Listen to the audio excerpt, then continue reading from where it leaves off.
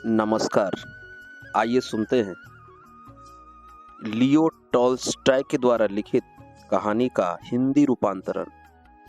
कहानी है कितनी जमीन, और वाचन आपका ही दोस्त अरविंद कुमार भरगामा अररिया का है। दो बहनें थी। बड़ी वाली का विवाह कस्बे में एक सौदागर से हुआ था तथा छोटी वाली देहात में किसान के घर में ब्याही थी। बड़ी बहन एक दिन छोटी बहन से मिलने उसके पास आई। कामकाज निपटाकर दोनों बहनें बैठी तो बातों का सूत चल पड़ा। बड़ी वाली ने अपने शहर के जीवन की तारीफ में बखान किया। देखो कैसे सुख सुविधा से हम रहते हैं, नए नए फैंसी कपड़े और ऐशो आराम के सामान, स्वाद अनुसार खाने पीने की वस्तुएं, और फिर तमाशे, थिएटर, बाग बगीचे। छोटी बहन पर उसकी बातों का सही प्रभाव नहीं पड़ा। वह बुरा मान गई और कुछ जाहिर न होने दिया। उसने भी सौदागर की जिंदगी को बेकार बताया और किसान यानी अपने पति का पक्ष लिया और कहने लगी, मैं तो अपनी जिंदगी का तुम्हारे साथ कभी आदान प्रदान न करूं। हम सीधे साधे और रूखे से रहते हैं, तो क्या कम से कम हमको चिंता या फिक्र तो नहीं। तुम लोग सजी धजी रहती हो, तुम्हारे यहाँ आमदनी बहुत है, परंतु एक दिन वह सब हवा भी हो सकती है। जीजी, आपने कहावत सुनी होगी, हानि लाभ दो जुड़वा भाई है। अक्सर होता है कि आज जो व्यक्ति अमीर नजर आता है, कल वही टुकड़े टुकड़े को मोहताज हो जाता है दीदी। लेकिन हमारे गांव के जीवन में ऐसी कोई समस्या नहीं। किसान की जिंदगी फूली फली और चिकनी नहीं दिखती तो क्या, मगर उम्र तो काफी लंबी होती है और मेहनत करने से शारीरिक स्वास्थ्य भी बना रहता है। भले ही हमारे पास माल हो या ना हो, इससे हमें कोई फर्क नहीं पड़ता, लेकिन खाने की कमी कभी भी नहीं होगी। बड़ी बहन ने ताना मारते हुए कहा, बस बस, पेट तो बैल और कुत्ते का भी भरता है, लेकिन उनकी क्या कोई जिंदगी होती है। तुम जीवन का सुख अदब और आनंद क्या जानो। तेरा पति चाहे जितना जी तोड़ मेहनत करे, जिस हालत में तुम जीवन व्यतीत करती हो उस हालत में मरोगे। वही चारों तरफ गोबर, भूसा, मिट्टी, और यही तुम्हारे बच्चों का भविष्य है। छोटी बहन बोली, तो इसमें क्या हुआ। हाँ, हमारा काम चिकना चुपड़ा नहीं है, लेकिन हमें किसी के आगे झुकने की जरूरत तो नहीं पड़ेगी। शहर में तुम न जाने कितने लालचों से घिरी रहती हो। आज नहीं तो कल की क्या खबर है। कल तुम्हारे पति को पाप का लोभ, जुआ, शराब और दूसरी बुराइयां फंसा सकते हैं। तब घड़ी भर में सब समाप्त हो जाएगा। क्या ऐसी बातें अक्सर होती नहीं है। भवन का स्वामी दीना छप्पर के नीचे पड़ा दोनों बहनों की यह बात सुन रहा था।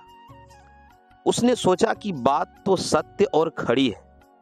बचपन से धरती माँ की सेवा में हम इतने मन से लगे रहते हैं कि कोई व्यर्थ की बात हमारे हृदय में नहीं समा पाती है। बस एक ही मजबूरी है कि हमारे पास जमीन काफी नहीं है। जमीन ज्यादा हो तो मैं किसी की परवाह न करूं, चाहे मेरे सम्मुख शैतान ही क्यों न हो। दोनों में फिर इधर उधर की, घर की और परिवार वालों की सब बातचीत हुई। अंततः अलग होकर वे आराम करने लगे। लेकिन वहीं कोने में शैतान दुबका बैठा था। उसने सब कुछ सुना। वह खुश था कि किसान की बीवी ने गांव की बड़ाई करके अपने आदमी को डींग पर चढ़ा दिया। देखो ना, कहता था कि जमीन खूब हो तो फिर चाहे शैतान भी आ जाए तो परवाह नहीं। शैतान ने मन में कहा कि अच्छा हजरत, यही फैसला सही, मैं तुमको काफी जमीन दूंगा और देखना है कि उसी से तुम मेरे चंगुल में होते हो कि नहीं। गांव के करीब ही जमींदारी की मालकिन की कोठी थी। कोई 300 एकड़ उनकी जमीन थी। उनके अपने आसामियों के साथ बड़े अच्छे संबंध रहते आए थे, लेकिन उन्होंने एक कारिंदा रखा जो पहले फौज में रहा था। उसने आकर लोगों पर जुर्माना ठोकने शुरू कर दिए। दीना का यह हाल था कि वह बहुत जी तोड़ काम करता, पर कभी तो उनका बैल जमींदारी की चरी में पहुंच जाता, कभी गाय बगिया में चरती पाई जाती, और नहीं तो उसकी रखाई हुई घास में बछिया बछड़ा ही जा मुंह मारता। हर बार दीना को जुर्माना उठाना पड़ता। वह जुर्माना बेमन से अदा करता था। वह कुनमुनाता और चिढ़ा हुआ सा घर पहुंचता और अपनी साड़ी चीड़ परिवार वालों पर उतारता। पूरे मौसम कारिंदे की वजह से उसे ऐसा त्रास भुगतना पड़ा। सर्दियों का पतझड़ आने पर वह खुश होता कि चलो अब जानवरों को अंदर ही बंद रखना पड़ेगा। ढोर तब बाहर चर नहीं सकते थे और उन्हें घर में रखकर खिलाना पड़ता था। पर चलो, दीना को जुर्माने की चिंता से तो मुक्ति मिल जाती थी। अगली सर्दियों में गांव में खबर फैली कि मालकिन अपनी जमीन बेच रही है और मुंशी इकराम अली से सौदे की बातचीत चल रही है। किसान सुनकर चौकन्ने हुए। उन्होंने सोचा कि मुंशी जी की जमीन होगी तो वह जमींदार के कारिंदे से भी ज्यादा सख्ती करेगा और जुर्माना भी चढ़ाएगा, और हमारी तो गुजर बसर इसी जमीन पर है। यह सोचकर किसान मालकिन के पास गए। कहा कि मुंशी जी को जमीन न दीजिए, हम उससे ज्यादा कीमत पर आपकी जमीन खरीदने के लिए तैयार हैं। मालकिन किसानों की बात पर विचार कर उन्हें जमीन बेचने हेतु सहमत हो गई। तब किसानों ने कोशिश भी की, मिलकर गांव पंचायत की ओर से वह सब जमीन ली जा सके ताकि वह सभी की बनी रहे। 2 बार इस विषय पर विचार करने को पंचायत जुड़ी पर फैसला न हुआ। असल में शैतान की करतूत थी। उसने उनके बीच फूट डाल दी थी। बस तब वे मिलकर किसी एक निर्णय पर न टिक सके। यह तय पाया गया कि पृथक पृथक हिस्सों में वह जमीन ले ली जाए। हर कोई अपने आर्थिक स्थिति के अनुसार जमीन ले। मालकिन पूर्व की भांति इस तरह से जमीन देने को सहमत हो गई। इतने में दीना को मालूम हुआ कि एक पड़ोसी इकट्ठी 50 एकड़ भूमि ले रहा है और जमींदारनी सहमत हो गई है कि आधी रकम अभी नगद ले लें, बाकी साल भर बाद चुकता हो जाएगा। दीना ने अपनी पत्नी से कहा कि सभी जमीन खरीद रहे हैं, हमें भी 20 या 30 एकड़ जमीन ले लेनी चाहिए। वैसे भी जीना दुश्वार हो रहा है और वह कारिंदा जुर्माने पर जुर्माने करके हमें बर्बाद ही कर डालेगा। पति पत्नी दोनों ने मिलकर सोच विचार किया कि किस तरकीब से जमीन खरीदी जाए। 100 कलदार तो उनके पास बचे हुए रखे थे। एक उन्होंने उम्र पर आया अपना बछड़ा बेच डाला, कुछ माल बंधक रखा, अपने बड़े बेटे को मजदूरी पर लगाकर उसकी नौकरी के मध्य कुछ रुपया एडवांस ले लिया, बाकी बचा अपने साले से उधार बतौर ले लिया। इस प्रकार कोई आधी रकम उन्होंने इकट्ठी कर ली। इतना सब करके दीना ने एक 40 एकड़ भूमि का टुकड़ा पसंद किया, जिसके कुछ हिस्से में दरख्त भी खड़े थे। मालकिन के पास उस टुकड़े का सौदा करने हेतु पहुंचा। सौदा पट गया और वहीं के वहीं उसने नगद उसे बयाना भी पकड़ा दिया। फिर कस्बे में जाकर लिखत पढ़त पक्की कर ली। अब दीना के पास स्वयं ही निजी जमीन थी। उसने बीज खरीदा और अपनी इसी जमीन पर बोना शुरू कर दिया। इस प्रकार वह अब स्वयं जमींदार हो गया। अपनी जमीन जोतता और बोता, अपनी जमीन पर चारा उगाता, फल के पेड़ लगाता। ईंधन भी वहीं से प्राप्त हो जाता था और उसके ढोरों को चराने के लिए बाहर नहीं जाना पड़ता था। अब वह अपने खेतों की ओर जाता और लहराती फसल को निहारता या हरी घास की चारागाहों पर नजर फैलाता तो उसका मन हर्ष से भर जाता था। यह बिछी घास, उगते पौधे और खिलते फूल ऐसे मालूम होते थे कि और सबसे बढ़कर पहले जब वह वहां से गुजरता तो यही जमीन बिल्कुल ऐसी मालूम होती थी जैसी और जमीन, लेकिन अब बात ही दूसरी हो गई थी। इस तरह दीना काफी खुशहाल था। उसके संतोष की कोई सीमा नहीं थी, अगर बस पड़ोसियों की तरफ से उसे पूरा चैन मिल जाता। होता यह था कि कभी कभी उसके खेतों पर पड़ोसियों के मवेशी आ चढ़ते थे। दीना ने पड़ोसियों को बहुत विनय के साथ समझाया। इस बात का उन पर कोई फर्क नहीं पड़ा। उसके बाद और तो और घोसी छोकड़े गांव की गायों को दिन दहाड़े उसकी जमीन में छोड़ने लगे। रात्रि में बैल खेतों को नुकसान पहुंचाते, लेकिन दीना ने उनको बार बार खेतों से निकलवाया और बार बार उसने उनके मालिकों को माफ किया। एक अरसे तक वह धीरज रखे रहा और किसी के खिलाफ कार्रवाई नहीं की, लेकिन कब तक? आखिर उसका धीरज टूट गया और उसने अदालत में दरख्वास्त दी। मन में जानता तो था कि मुसीबत की असली वजह यह है कि और लोगों के पास जमीन की कमी है। जानबूझकर दीना को सताने की मंशा किसी की नहीं है, लेकिन उसने सोचा कि इस तरह मैं नरमी दिखाता रहूंगा तो वे लोग सह पाते जाएंगे, जिसमें उनका हौसला और बुलंद होगा और मेरे पास जितना है सब बर्बाद कर देंगे। नहीं, उनको एक सबक जरूर सिखाना चाहिए। सो उसने मन में ठान ली। एक सबक दिया, दूसरा दिया। नतीजा यह हुआ कि 2-3 किसानों पर अदालत से जुर्माना हो गया। इस बात पर पास पड़ोस के लोग दीना से कीना रखने लगे।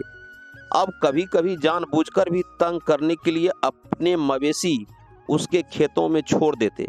यदि किसी आदमी को घर के लिए ईंधन की जरूरत होती तो वह रात को दीना के खेत में जा घुसता और शीशम के पेड़ काट लाता। एक बार तो एक आदमी ने 7 पूरे शीशम के पेड़ काट गिराए। दीना ने सवेरे खेतों में घूमते हुए देखा कि पेड़ कटे हुए पड़े हैं, वे धरती से सटे हैं और उनकी जगह खड़े ठूठ मानो दीना को चिढ़ा रहे हैं।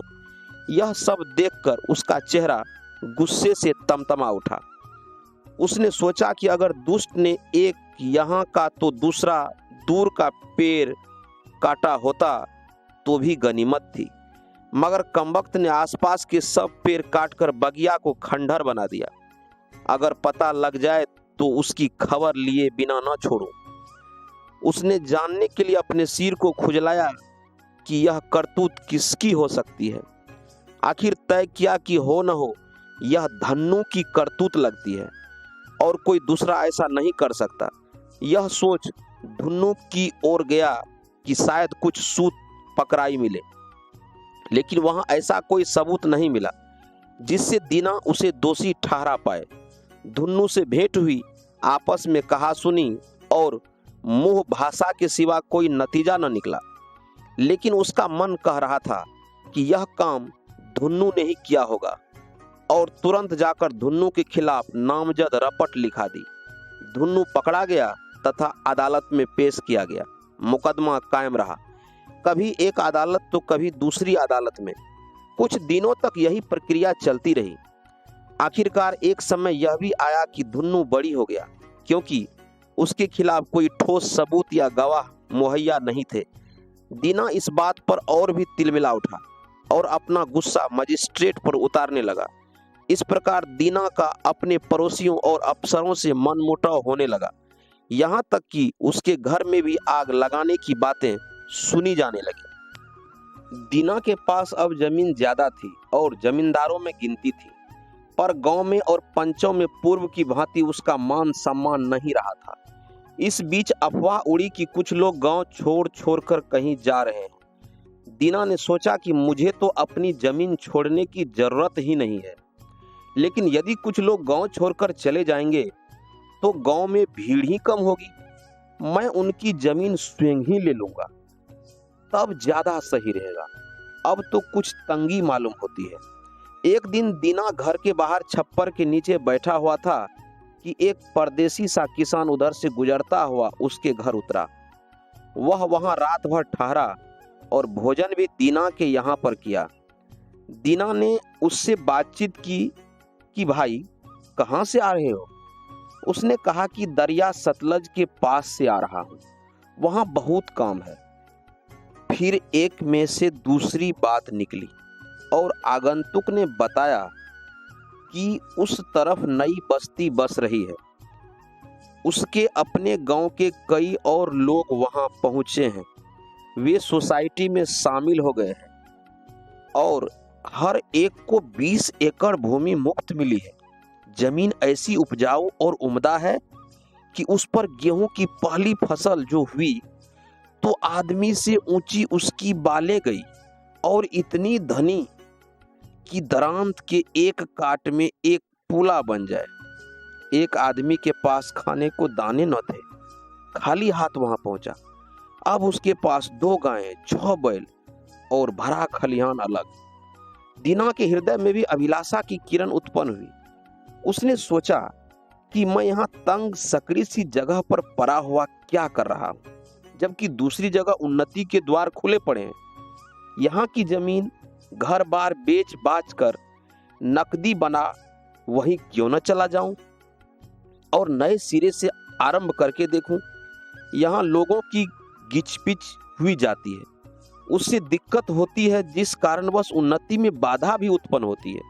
लेकिन पहले स्वयं वहां जाकर मालूम कराना उचित रहेगा कि क्या माजरा है। सो बरसात के बाद वह तैयारी करके चल दिया। पहले रेल में सफर करा, फिर सैकड़ों मील बैलगाड़ी पर या पैदल सफर तय करता हुआ सतलज के पार वाली जगह पर पहुंचा। वहां देखा कि जो उस व्यक्ति ने कहा था सब सत्य ही है। यहाँ पर सभी के पास खूब जमीन है। हर किसी को सरकार की तरफ से 20-20 एकड़ जमीन मिली हुई है, या जो चाहे खरीद सकता है। और खूबी यह कि कौड़ियों के मोल जितनी चाहे जमीन और भी ली जा सकती थी। सभी आवश्यक जानकारी प्राप्त कर दीना जारों से पहले पहल अपने घर आ गया। आकर देश छोड़ने की बातें सोचने लगा। नफे के साथ उसने अपनी सारी जमीन बेच डाली। घर, मकान, मवेशी, डंगर सबकी नकदी बना ली और पंचायत से इस्तीफा दे दिया और सब परिवार वालों को साथ लेकर सतलज पार के लिए रवाना हो गया। दीना परिवार के साथ उस जगह पहुंच गया। जाते ही एक बड़े गांव की पंचायत में शामिल होने की अर्जी दी। पंचों की उसने खूब खातिर की और दावतें दी। जमीन पर पट्टा उसे सहज मिल गया। मिली जुली जमीन में से उसके और उसके बाल बच्चों के इस्तेमाल के लिए 5 हिस्से यानी 100 एकड़ जमीन उसको दे दी गई। वह सब इकट्ठी नहीं थी, टुकड़े कई जगह थे। जगह इसके पंचायती चारागाह भी उसके लिए खुला कर दिया गया। दीना ने जरूरी इमारतें अपने लिए खड़ी की और मवेशी खरीद लिए। सामलात जमीन में से ही अब उसको इतना मिल गया कि पहले से तिगनी और जमीन उपजाऊ थी। वह पहले से कई गुना खुशहाल हो गया। उसके पास एक चराई के लिए खुला मैदान पड़ा था और जितने चाहे वह ढोर रख सकता था। पहली तो वहां जमने और मकान बनवाने का उसे रस रहा। वह अपने से खुश था और स्वयं पर गर्व हो रहा था। पर जब वह इस खुशहाली का आदी हो गया तो उसे महसूस होने लगा कि यहाँ भी जमीन काफी नहीं है। यदि और होती तो अच्छा होता। पहले साल उसने गेहूं बोआ और जमीन ने अच्छी फसल दी। वह फिर गेहूं ही बोते जाना चाहता था, पर उसके लिए और पड़ती जमीन काफी न थी। जो एक बार आ चुकती थी वह उस तरफ एक साथ दोबारा गेहूं नहीं देती थी। 1 या 2 साल उससे गेहूं ले सकते थे, फिर जरूरी होता था कि धरती को आराम दिया जाए। बहुत से लोग ऐसी जमीन चाहने वाले थे, लेकिन सबके लिए आती कहां से। इससे बदावदी और खींचातानी होती थी। जो संपन्न थे वे गेहूं उगाने के लिए जमीन चाहते थे, जो गरीब थे वे अपनी जमीन से जैसे तैसे पैसा वसूल करना चाहते थे ताकि टैक्स वगैरह अदा कर सकें। दीना और गेहूं बोना चाहता था। इस कारणवश उसने 1 साल के लिए किराए पर जमीन ले ली। खूब गेहूं बोया और फसल भी खूब हुई, लेकिन जमीन गांव से दूर पड़ती थी और गल्ला मिलों दूर से गाड़ी में भरकर लाना होता था। कुछ दिनों बाद दीना ने देखा कि कुछ बड़े बड़े लोग अलग फार्म डालकर रहते हैं और वे खूब पैसा कमा रहे हैं। उसने सोचा कि अगर मैं इकट्ठी कायमी जमीन ले लूं और वहीं घर बसाकर रहूं तो बात ही दूसरी हो जाए। इस तरह इकट्ठी और कायमी जमीन खरीदने का सवाल बार बार उसके मन में उठने लगा। 3 साल इस तरह निकले। जमीन किराए पर लेता और गेहूं बोता। मौसम ठीक ठाक गुजर गए। काश्त अच्छी हुई और दीना के पास माल भी जमा होने लगा। वह धन इसी प्रकार संतोष के साथ बढ़ाया जा सकता था, लेकिन हर साल और लोगों से जमीन किराए पर लेने और उसके लिए कोशिश और सिरदर्दी करने के काम से वह थक गया था। जहां जमीन अच्छी होती वहीं लेने वाले दौड़ पड़ते। इससे बहुत चौकस चौकन्ना और होशियार न रहा जाता तो जमीन मिलना असंभव था। यह एक परेशानी वाली बात थी, जिस पर तीसरे साल ऐसा हुआ कि दीना ने एक महाजन के साझे में कुछ काश्तकारों से एक जमीन किराए पर ली। जमीन गौड़ कर तैयार हो चुकी थी कि कुछ आपस में तनातनी हो गई और किसान लोग झगड़ा लेकर अदालत पहुंचे। अदालत से मामला बिगड़ गया और की कराई मेहनत पर पानी फिर गया। दीना ने सोचा कि अगर कहीं जमीन मेरी कायमी मलकियत की होती तो मैं आजाद होता और काहे को यह पचड़ा बनता और बखेरा बढ़ता। उसी दिन से वह जमीन के लिए नजर रखने लगा। आखिर एक किसान मिला जिसने 1000 एकड़ जमीन खरीदी थी, लेकिन पीछे उसकी हालत संभली न रही। अब मुसीबत भी पड़कर वह उसे सस्ती देने को तैयार था। दीना ने उससे बातचीत करी और सौदा करना शुरू किया। आदमी परेशानी में था, इसी कारणवश दीना उससे मोल भाव में कसाकसी भी कर रहा था। अंततः उसने कीमत 1000 रुपया तय पाई। कुछ नगद दे दिए जाए, बाकी बाद में। सौदा पक्का हो ही गया था कि एक सौदागर अपने घोड़े के दाने पानी के लिए उसके घर के आगे ठहरा। उससे दीना की बातचीत हुई तो सौदागर ने कहा कि मैं नर्मदा नदी के उस पार से चला रहा, वहीं 1500 एकड़ उम्दा जमीन कुल 500 रुपए में मैंने स्वयं खरीदी थी। सुनकर दीना ने प्रसन्नचित्त हो और सवाल पूछे। सौदागर ने कहा, बात यह है कि अफसर चौधरी से मेल मुलाकात करने का हुनर चाहिए। 100 से ज्यादा रुपए तो मैंने रेशमी कपड़े और गलीचे के देने में खर्च करे होंगे। फिर शराब, फल, मेवे और टोकरियां, 4 सेट वगैरह के उपहार अलग। नतीजा यह है कि फी एकड़ मुझे जमीन आनों के भाव पड़ गई। कहकर सौदागर ने अपने सभी दस्तावेज दीना के सम्मुख कर दिए। फिर कहा, जमीन एन नदी के किनारे है और सारे का सारा कितना इकट्ठा है, उपजाऊ इतना कि क्या पूछो। दीना ने इस पर उत्सुकता पूर्वक सौदागर से सवाल पर सवाल किए। उसने बताया, वहां इतनी जमीन है, इतनी कि तुम उस पर महीनों पैदल चलो तो पूरी न हो। वहां के लोग ऐसे सीधे हैं जैसे भेड़, और जमीन समझो मुफ्त के भाव ले सकते हो। दीना ने सोचा, यह ठीक रहेगा। भला मैं अब 1000 एकड़ भूमि के लिए 1000 रुपया क्यों फंसाऊं? अगर वहां जाकर इतना रुपया जमीन में लगाऊं तो यहाँ से कई गुनी ज्यादा जमीन मुझे पड़ जाएंगे। दीना ने सौदागर से पूछताछ की कि उस जगह कैसे जाया जाए। सौदागर ने उसे सब बात विस्तार पूर्वक बता दिया। वह चला गया तो दीना ने भी अपनी तैयारी शुरू की। पत्नी को कहा कि घर की देखभाल करना और स्वयं एक आदमी को साथ लेकर सौदागर के बताए गए स्थान की ओर रवाना हुआ। रास्ते में एक शहर में ठहरकर वहां से चाय के डिब्बे और शराब, इसी तरह और उपहार की चीजें जो सौदागर ने बताई थी, दीना ने सब ले लिया। फिर दोनों बढ़ते गए। चलते चलते आखिर 7वें रोज वहां पहुंचे, जहां से कौल लोगों की बस्ती शुरू होती थी। दरिया के पास जमीन ही जमीन थी, सब खाली। ये लोग उससे काम न लेते थे। कपड़े या सिरकी के तंबू में रहते, शिकार करते, मवेशी पालते और ऐसे ही मौज करते थे। न रोटी बनाना जानते थे, न अनाज उगाना सीखे थे। दूध का छाछ, मट्ठा, पनीर बनाते और उसकी एक तरह की शराब भी तैयार कर लेते थे। ये सभी काम औरतें करा करती थी। मर्द केवल खाने पीने और फुर्सत के समय चैन की बंसी बजाने में रहते थे। वे लोग जिस्मानी तौर पर मजबूत और स्वस्थ थी और काम धाम के नाम पर बिना कुछ करे मस्त रहते थे। अपने से अलावा उन्हें किसी भी बात का अनुभव न था।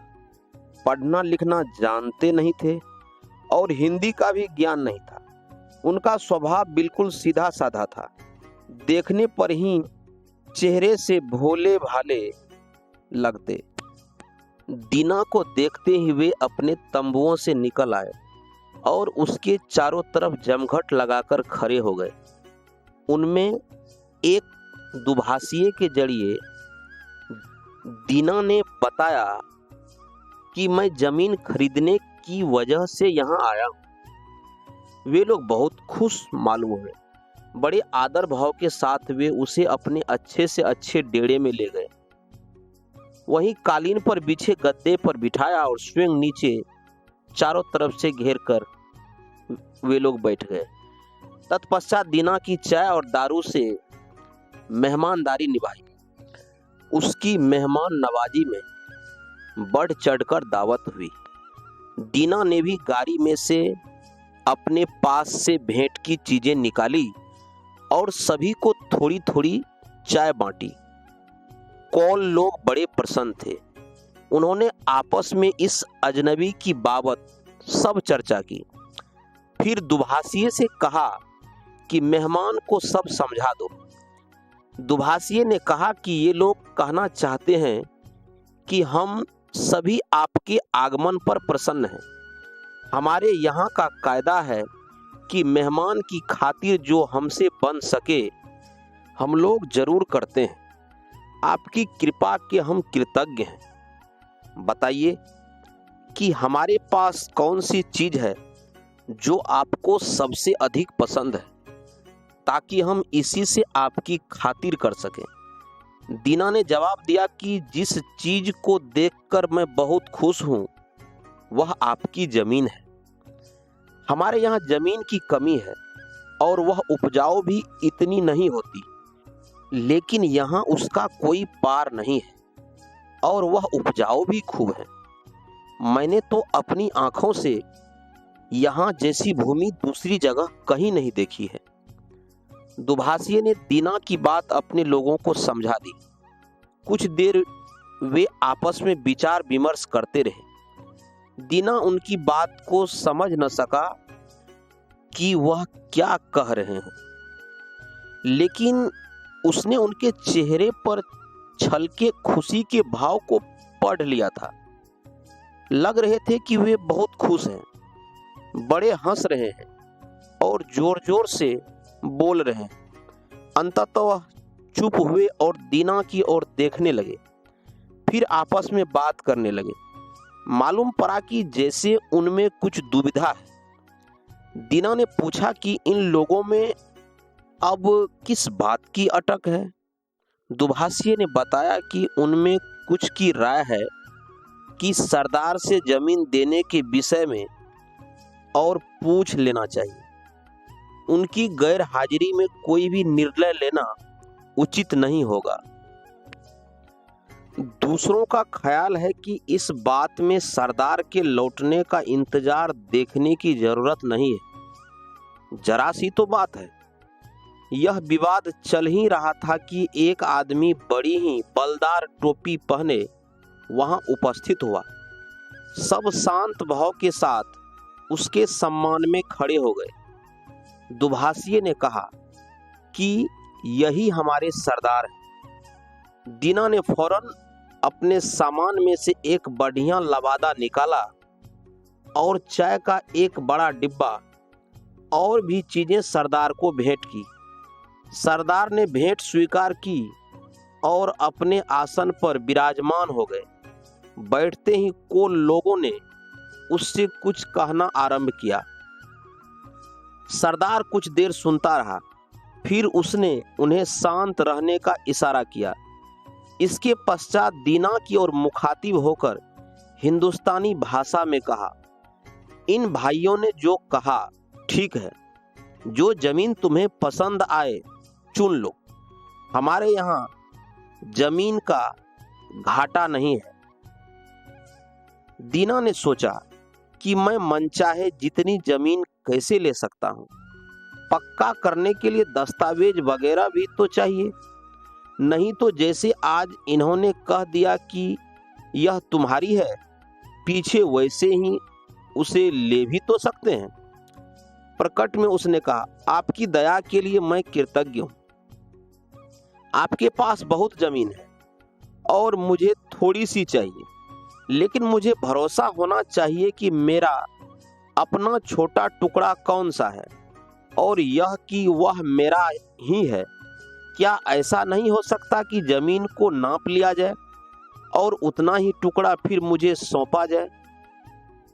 मरना जीना ईश्वर के हाथ है और संसार में यही चक्कर गतिमान है। आप दयावान लोग तो मुझे यह देते हैं, पर हो सकता है कि पीछे आपकी औलाद उसी को वापस ले लेना चाहे तब। सरदार ने कहा, तुम्हारी बात ठीक है, जमीन तुम्हारे हवाले ही कर दी जाएगी। दीना ने कहा, सुना है यहाँ एक सौदागर आया था, उसको भी आपने जमीन दी थी और उस बाबत कागज पक्का कर दिया था। वैसे ही मैं चाहता हूं कि कागज पक्का हो जाए। सरदार समझ गया, बोला, हाँ जरूर, यह तो आसानी से हो सकता है।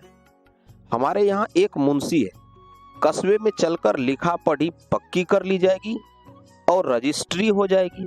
दीना ने पूछा, कीमत की दर क्या होगी? हमारी दर तो एक ही है, एक दिन के 1000 रुपए।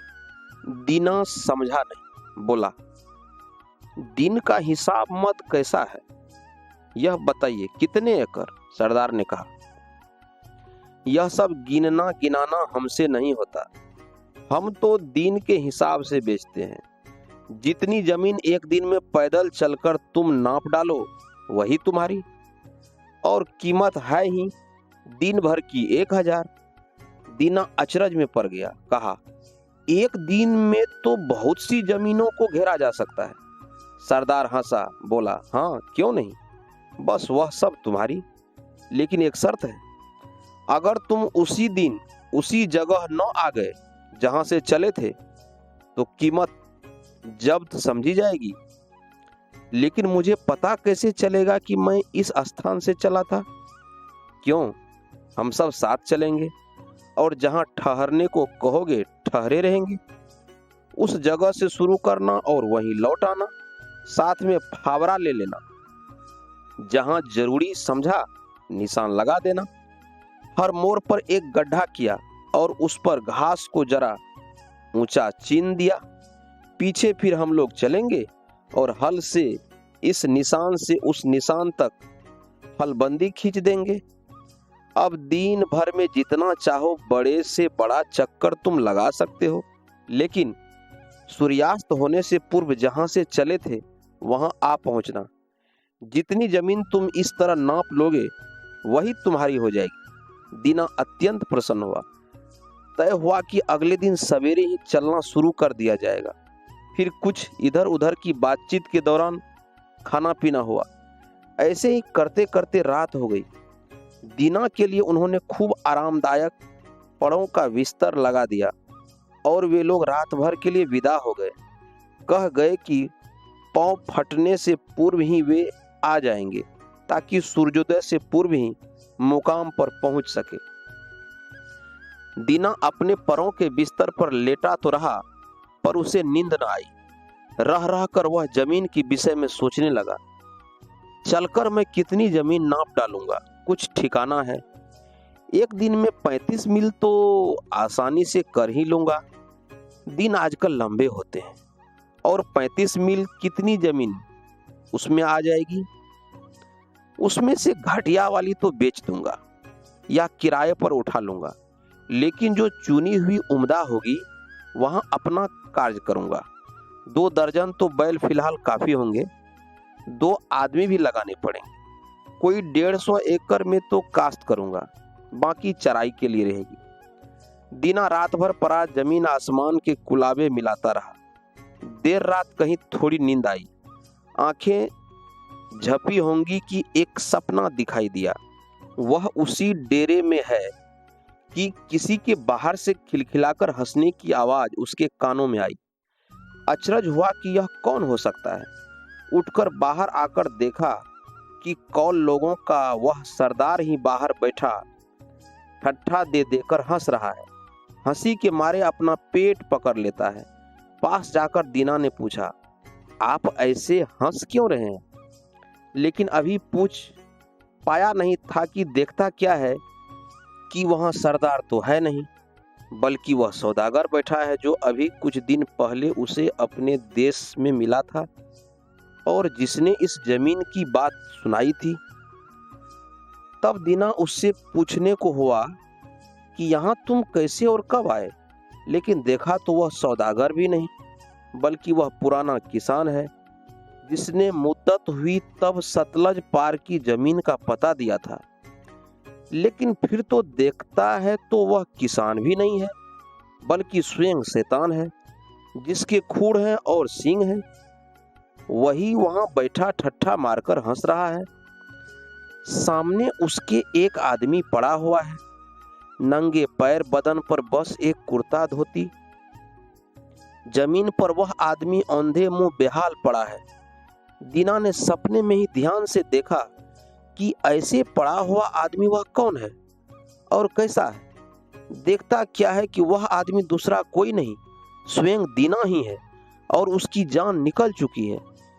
यह देख मारे डर के वह घबरा गया। इतने में उसकी आंख खुल गई। उठकर सोचा कि सपने में आदमी जाने क्या क्या बहियात बातें देख जाता है।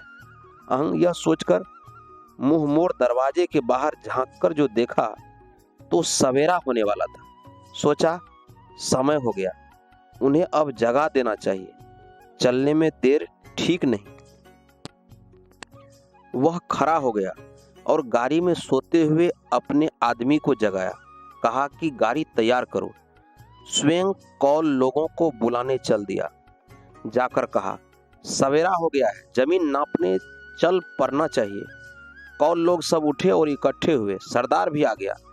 चलने से पहले उन्होंने चाय की तैयारी की और दीना को चाय के लिए पूछा, लेकिन चाय में देर होने का ख्याल कर उसने कहा, अगर जाना है तो हमको चल देना चाहिए, वक्त बहुत हो गया।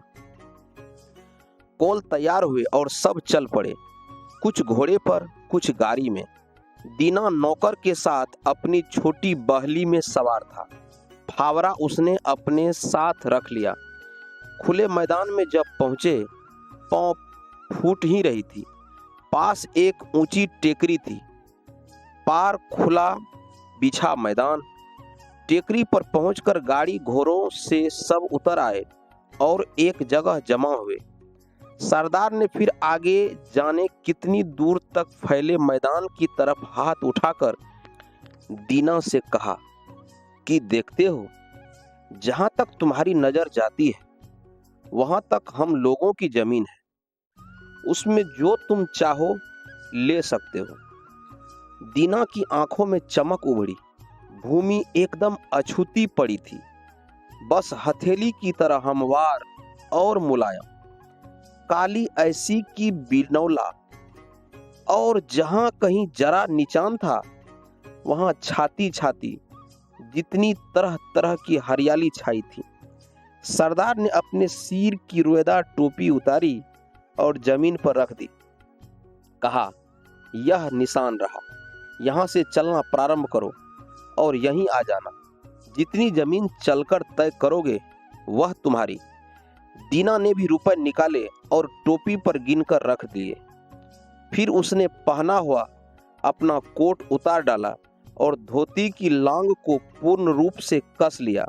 अंगोछे में रोटी रखी, आस्तीनें चढ़ाई, पानी का बंदोबस्त किया, आदमी से फावड़ा लिया और चलने के लिए तैयार खड़ा हो गया। कुछ क्षण सोचता रह गया कि किस तरफ से चलना उचित होगा। देखने भर से सभी तरफ का लालच होता था।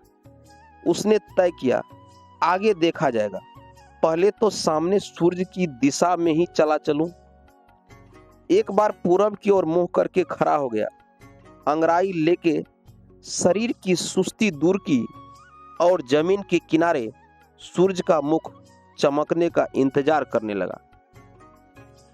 सोचने लगा कि मुझे समय नष्ट नहीं करना चाहिए और ठंड ठंड में रास्ता अच्छा पार हो सकता है। सूरज की पहली किरण का उनकी ओर आना कि दीना कंधे पर फावड़ा संभाला, खुले मैदान में कदम बढ़ाकर चल दिया। शुरू में वह धीमे चला, न तेज। 1001 गज चलने पर वह ठहरा। वहां एक गड्ढा किया और घास ऊंची चीन दी कि आसानी से नजर आ सके। फिर आगे बढ़ना प्रारंभ किया। उसके बदन में फुर्ती आ गई। उसने चाल तेज कर दी। कुछ देर बाद दूसरा गड्ढा खोदा। अब पीछे की ओर मुड़कर देखा। सूरज की धूप में टेकड़ी साफ नजर आती थी। उस पर आदमी खड़े थे और गाड़ी के पहियों के अड़े तक चमकते दिखते थे। कोई अंदाज 3 मील तो वह आ गया होगा। धूप में तेजी बढ़ रही थी। बदन पर जैकेट उतारकर उसने कंधे पर डाल दी और फिर पुनः चल पड़ा। अब खासी गर्मी होने लगी। उसने जलते सूरज की ओर देखा।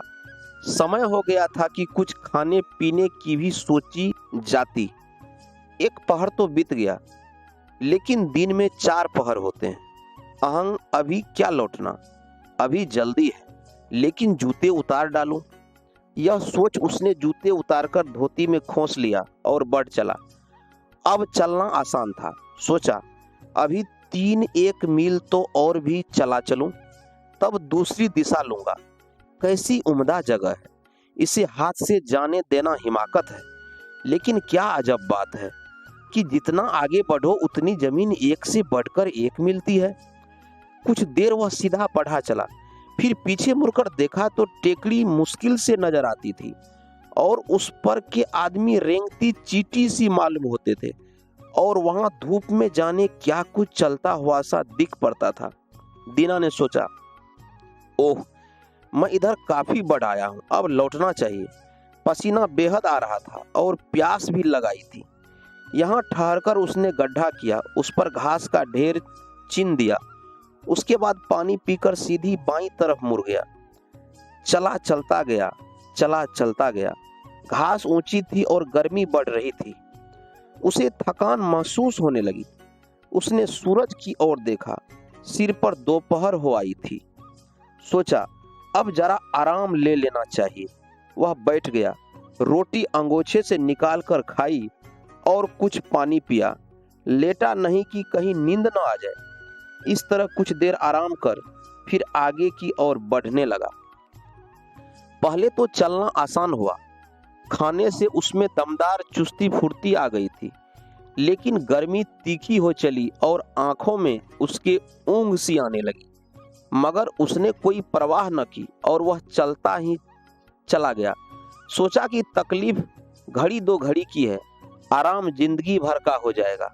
इस तरह भी उसने काफी लंबा सफर तय कर राह से नापा वह बाईं तरफ मुड़ने ही वाला था कि आगे जमीन उपजाऊ दिखाई दी।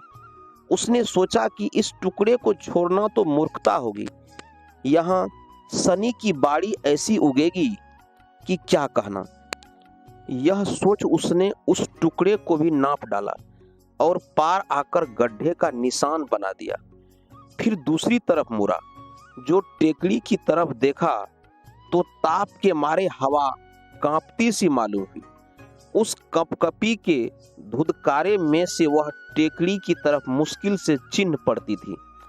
दीना ने सोचा कि क्षेत्र की ये 2 भुजाएं मैंने ज्यादा नाप डाली है, अब इधर कुछ कम ही रहने दूं। वह तेज कदमों से तीसरी तरफ बढ़ा। उसने सूरज को देखा।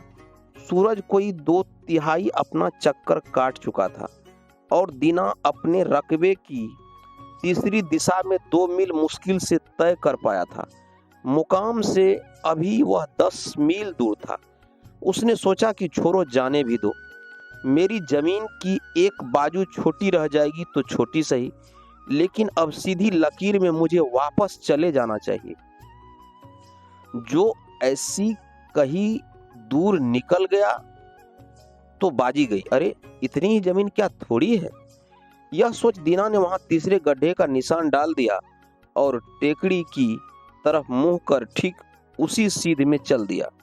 नाक की सीध बांधकर वह टेकड़ी की तरफ चला, लेकिन अब चलते मुश्किल होती थी। धूप का सत निचोड़ चुकी थी। नंगे पैर जगह जगह से छिल और कट गए थे और टांगे भी जवाब दे रही थी। जरा आराम करने के लिए वह ललायित हो उठा, लेकिन यह कैसे हो सकता था। सूरज छिपने से पूर्व उसे वापस पहुंचना था और सूरज किसी का इंतजार करता बैठा नहीं रहता। वह पल पल नीचे ढल रहा था। उसने सोचा कि यह मुझसे बड़ी भूल हुई। मैंने इतने पैर पसारे क्यों?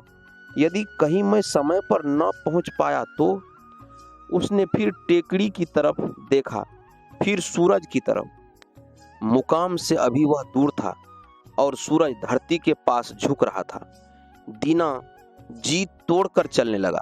चलने में सांस फूलती और कठिनाई होती थी, लेकिन तेज पर तेज कदमों से वह बढ़ता जा रहा था। बढ़ा चला, लेकिन जगह अब भी दूर बनी थी। वह देख उसने दौड़ लगानी आरंभ कर दी। कंधे से जैकेट फेंक दी, जूते दूर हटाए, टोपी अलग की, बस साथ में टंकन के तौर पर वह हल्का फावरा रहने दिया। रह रहकर सोच रहा था कि मैं क्या करूं। मैंने बिसात से बाहर चीज हथियानी चाहिए। उसमें बना बनाया काम बिगड़ा जा रहा है। अब सूरज छिपने से पहले मैं वहां कैसे पहुंचूंगा? इस सोच और डर से वह और हाँफने लगा। वह पसीना पसीना हो रहा था। धोती गीली होकर चिपकी जा रही थी और मुंह सूख गया था, लेकिन फिर भी वह भागता ही जाता था। छाती उसकी लोहार की धोंकनी की तरह चल उठी। दिल भीतर हथौड़े की चोट सा धड़कने लगा। उधर टांगे बेबस हुई जा रही थी। दीना को भय हुआ कि इस थकान के मारे कहीं गिरकर ढेर ही न हो जाए। हाल यह था, पर रुक नहीं सका। इतना भागकर भी अगर मैं अब रुकूंगा तो वह सब लोग मुझ पर हंसेंगे और बेवकूफ बनाएंगे। इसलिए उसने दौड़ना न छोड़ा, दौड़ता ही गया। आगे को लोगों की आवाज सुनाई पड़ती।